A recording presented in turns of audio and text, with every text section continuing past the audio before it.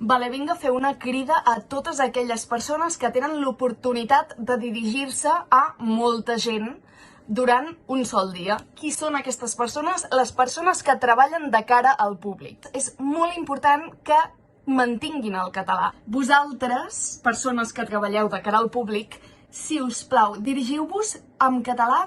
Si teniu l'oportunitat de ser la primera persona que parla a la conversa, feu en català, perquè ja veureu com la majoria us respondran en català. Jo també he treballat de cara al públic i sóc la primera que intenta parlar sempre en català. Et trobes amb aquella persona que li fa ràbia que li estiguis parlant en català i que es pica, que hi ha aquell moment de picabaralla. Es nota moltíssim amb el to amb el que t'ho demana si realment t'està entenent però li fa ràbia que li estiguis parlant en català o si realment no t'està entenent.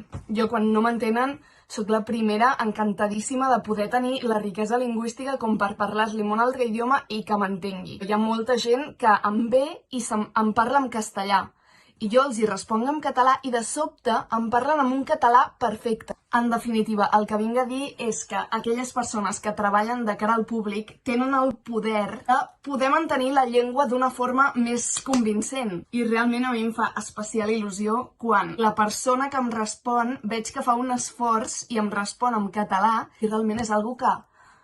Però si fem el petit gest de parlar en català, esteu fent un supervoluntariat per la llengua.